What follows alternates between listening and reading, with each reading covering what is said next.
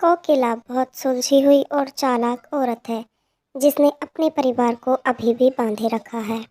वह अपनी तीनों बहुओं राखी, सीमा और सरिता तीनों को अपने जैसा ही बनाना चाहती है। एक दिन कोकिला का पति सुरेश उससे कहता है, मैं सोच रहा था कि अपने जीते जी अपने तीनों बेटों का बंटवारा कर दूं। पता नहीं मेरे मरने के बाद ये लोग कैसे करेंगे, आपस में ही लड़ेंगे। और वैसे भी तीनों बहुएं आजकल की ही हैं। आजकल कौन ज्वाइंट फैमिली में रहना पसंद करता है। बंटवारा कभी नहीं, मेरे इस घर का बंटवारा कभी नहीं होगा और ना ही मेरे तीनों बेटे अलग रहेंगे। मेरे तीनों बेटे एक दूसरे की ढाल हैं। मैं तीनों बहुओं को ऐसी शिक्षा दूंगी, तीनों अलग होने का नाम ही नहीं लेंगे।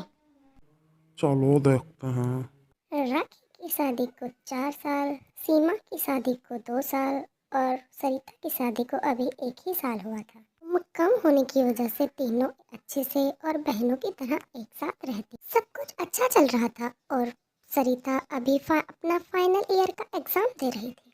और जिस दिन फाइनल एग्जाम होता है तो सरिता अपनी दोस्त रितु से कहती, यार इसके बाद सोचा है तूने आगे क्या करेंगे? मुझे तो कुछ समझ में ही नहीं आ रहा। तो आगे की ना सोच ही मत। तुझे काम से फुर्सत है क्या? जॉइंट फैमिली में जो रहती है। मैं अपने पति के साथ बाहर रहती हूँ, सिंगल। आराम से एमबीए में एडमिशन लेके बाहर चली जाऊंगी। तो या तो अपनी फैमिली छोड़ दे या पढ़ाई छोड़ दे। वैसे भी ना जॉइंट फैमिली के बहुत ड्रामे होते हैं। रीतु की बातें सीमा के दिमाग में चलने लगती हैं और वो सोचती है कि कैसे अपनी फैमिली से दूर रहे। तो पहले तो अपने घर जाकर शांत सी हो जाती है, किसी से कुछ भी नहीं कहती और साथ ही घर का कुछ काम भी नहीं करती। अरे सरिता, मैं सोच रही थी कि शाम को मटर की पूड़ियाँ बना लूँ। सीमा सब्जी बना लेगी, मैं पूड़ियाँ बेल दूंगी और तुम पूड़ियाँ छान लेना। क्या? मुझसे कोई काम नहीं होगा? इतने परिवार का खाना मुझसे नहीं बनता है। देखो कभी ये कभी वो, खुद के लिए तो मुझे वक्त ही नहीं मिलता। अरे सरिता, कैसी बात कर रही हो? मैं खुद ही बना लूँगी। राखी को बहुत अजीब लगता है, लेकिन वो सोचती है कि शायद थके होने की वजह से सरिता ने ऐसा बोल दिया। राखी और सीमा खाना बना लेती हैं, सरिता खा लेती है। सरिता इसे अब अपनी आदत बना लेती है और घर का एक काम भी नहीं करती, बस बना हुआ खाना खा लेती है। इस तरह तो राखी को भी गुस्सा आ जाता है। राखी सीमा से कहती है, सीमा भला ये कोई बात हुई? ये महारानी तो घर का कोई काम ही नहीं करती। होने दीजिए बंटवारा, फिर इसे पता चलेगा कि घर का सारा काम अकेला करना क्या होता है। हाँ दीदी, आपकी बात तो सही है। मीनू हमारा फ़ायदा उठा रही है। तीनों बहुएं अपनी सास के पास जाती हैं और बंटवारे के लिए कहती हैं। यह सुनकर कोकिला आराम से तैयार भी हो जाती है। ठीक है, तुम तीनों यही चाहती हो तो यही सही। कल सबके सामने बंटवारा हो जाएगा। यह सुनकर सरिता के चेहरे पर खुशी छा जाती है। ठीक है मम्मी जी। अगले दिन कोकिला अपने बेटे और बहू को बुलाती है और सुरेश के सामने घर का बंटवारा कर देती है। इस घर में 3 फ्लोर हैं, तीनों एक एक फ्लोर ले लो, अपना बनाओ और अपना खाओ। तभी सरिता बोल पड़ती है, मम्मी जी घर में रखे डायमंड, तिजोरी और चीजों का बंटवारा। हाँ मम्मी जी, उसका भी तो बंटवारा करना होगा ना? उसका कोई बंटवारा नहीं होगा। तिजोरी की चाबी किसी एक को ही मिलेगी। तिजोरी की चाबी उसे मिलेगी जो मेरी परीक्षा में खरी उतरेगी। यह चाबी तो मैं जीत कर आऊँगी। उसके लिए क्या करना होगा मम्मी जी? तुम तीनों को बेसन के लड्डू बनाने होंगे। जिसका लड्डू सबसे अच्छा होगा वही तिजोरी की चाबी की हकदार होगी। क्या? इतना हल्का? मतलब सिर्फ लड्डू बनाना? ये तो मैं 2 मिनट में कर दूंगी। मैं भी तुरंत बना लूँगी। कल तुम तीनों अपने अपने फ्लोर में सुबह तैयार हो जाना। मैं तुम्हें जो सामान दूंगी उसी से लड्डू बनाने होंगे।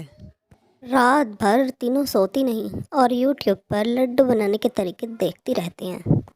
अगले दिन कोकिला राखी को लड्डू बनाने का सब सामान देती है, लेकिन काजू किशमिश नहीं देती। देखना मम्मी जी, चाबी मुझे ही मिलेगी। पहला 4 साल से खाना जो बना रही हूँ मैं। फिर कोकिला सीमा को लड्डू बनाने का सारा सामान देती है, लेकिन चीनी कम देती है। क्या मम्मी आप पे, ये तो मेरे दाएं हाथ का खेल है। फिर कोकिला सरिता को लड्डू बनाने का सामान देती है और उसके साथ पानी भी देती है। मम्मी जी, अब आप मुझे चाबी देने को तैयार हो जाइए। कोकिला तीनों से कुछ भी नहीं कहती और मन ही मन मुस्कुराकर अपने कमरे में चली जाती है। उधर तीनों लड्डू बनाने में जुट जाती हैं। मैं तो भूल ही गई क्या कितना डालना है। यूट्यूब ऑन कर लेती हूँ, कौन सा मम्मी जी देख रही हैं। उधर सीमा और सरिता भी यूट्यूब ऑन कर लेती हैं, लेकिन उन्हें समझ में ही नहीं आता कि क्या और कितनी मात्रा में डालना है। चीनी का तो अंदाज़ा ही नहीं लग रहा, मैं सारे डाल देती हूँ। उधर सरिता सोचती है, मम्मी जी ने पानी क्यों दिया।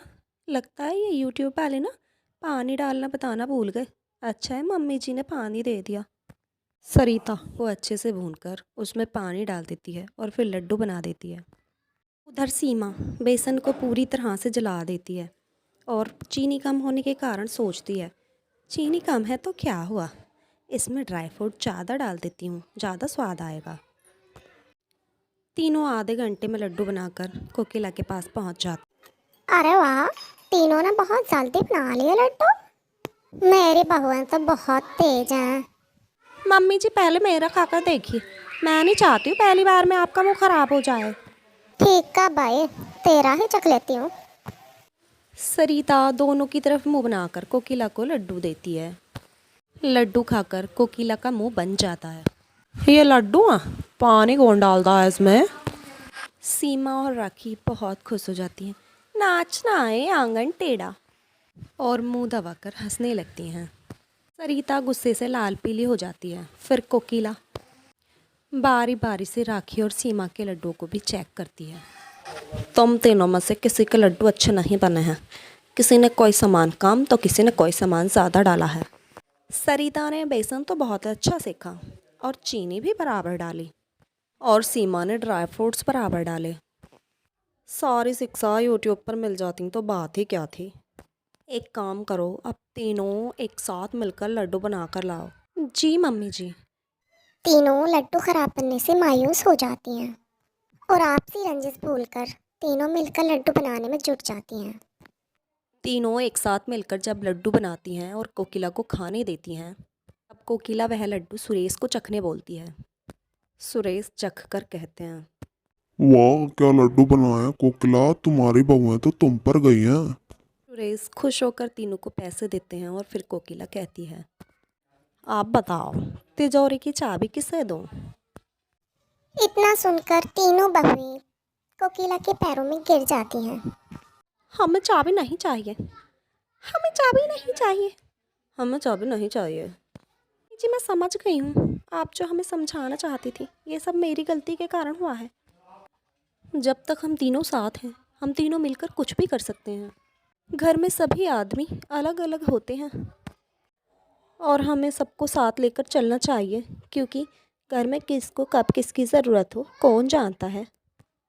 अब हम तीनों साथ ही रहेंगे, पहले की तरह बहनें बनकर। मेरी तरकीब काम कर गई और तुम तीनों समझ भी गई। फिर तभी हंसते हुए सुरेश कहता है, मान गए कोकिला तुम्हें, कोकिला के जैसा कोई और नहीं। और फिर सभी हंसने लगते हैं।